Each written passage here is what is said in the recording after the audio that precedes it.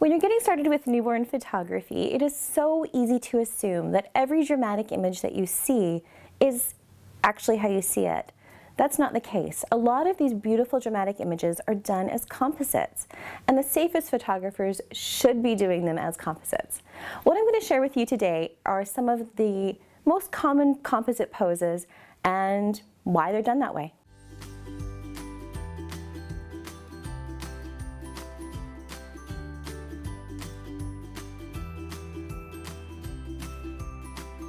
Hello, welcome. If we haven't met, I'm Lisa from Milk and Honey Photography and the Milky Way. And I help thousands of photographers just like you to create the business, art, and lives of their dreams. I'm passionate about newborn photography, and in this video, I'm going to share with you the images you need to be doing as composites to keep those little babies safe. So the first image would be a suspended image. Now this is an image where baby looks like it's hanging. In fact, I'm going to show you exactly what it should be looking like when you're taking the image. The image is going to be edited after the fact so that it looks like baby was actually in the air when it's not. This is done with the way that baby's placed on the beanbag and with some fancy Photoshop editing. So the next image is working with a toddler. You're going to be getting loads of requests for images of toddlers together with their new baby. And I have always done this as a composite.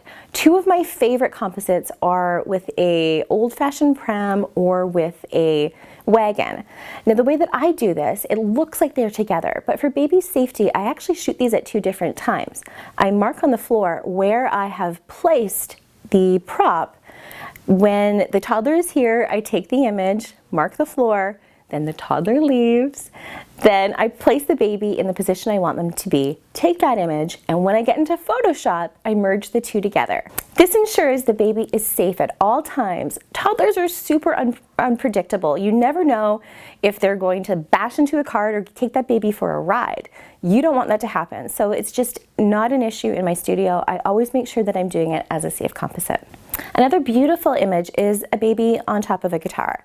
Especially if parents are musicians, this is a wonderful, wonderful, beautiful shot, and it's requested a fair amount. The way that it is done is baby is never left alone on top of the guitar. In fact, the way that I do it is I have baby on the guitar with parents' hands on one position, then we move parents' hands to a different position, and we merge the photos in Photoshop later, making sure that baby is safe the entire time. The next pose that should always be done as a composite is the Froggy pose. Now this is actually a pose I don't do. I don't like the pressure that it's giving onto baby's little wrists, so it's not something that I personally do.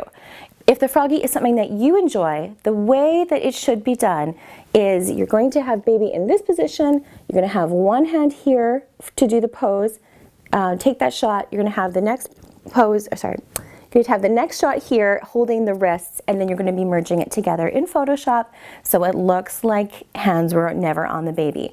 That is not the case. If you want to be safe, safe, safe, doing it as a composite is where it's going to be. So the last image that should be done as a composite is the Potatosack pose. Now this is that image where baby is wrapped, and looking like they're sitting standing up. The way that this is done is it's done with multiple images.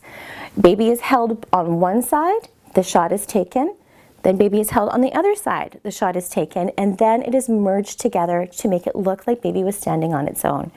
You never ever want to have baby just wrapped up, standing on its own. It's not safe, baby could fall. You never want to be that photographer that puts an image at higher priority of a baby's safety.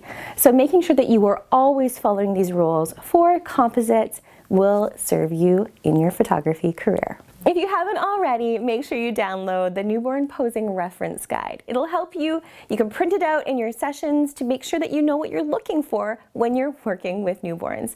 And if you're on Instagram, make sure that you come and find me at Milky Way Fun. Take a screenshot of you watching this and make sure you tag me. If you love this video, make sure you give me a thumbs up, hit subscribe so you don't miss a single tip or tutorial. I'll see you in the next episode. Posing reference reference. It's the reference guide. Parlez français. Yeah.